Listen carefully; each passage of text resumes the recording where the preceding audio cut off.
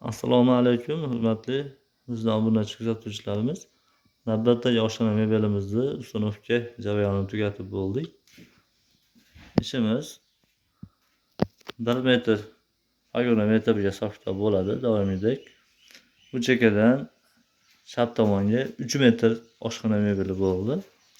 3 metr oshxonaning ichiga rабочий stol tashlaganmiz. Devordan olib qochgan holatda, ichlari polkalik, tepa holati ham polkalik holatda bo'lgan. Oshxonalarimiz PVX, rezinovый keramika, eshik chekkalarimiz PVX bo'lgan. Vakuum holatida o'zini o'zi yopib oladi. Tepasida qoshlargacha qilingan. Bu joyimizga vichkani joylashtirib berganmiz. Tepa dimxodlarga joyini kesib joylashtirib berdik. Vitechkamiz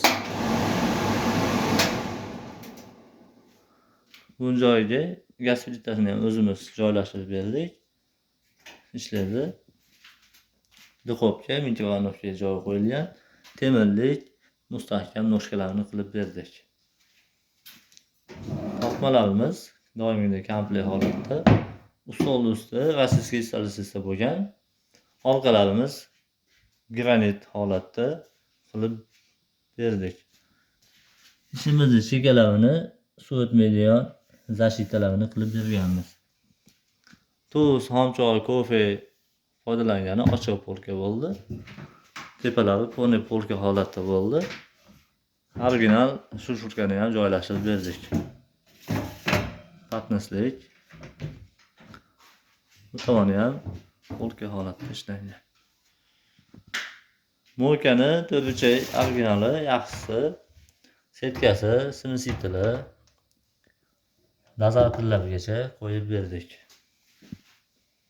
Bu tomonga отдельный tumba deganda, tumba qilib, ichlarini chiroyli polkali qilib joylashtirib berdik.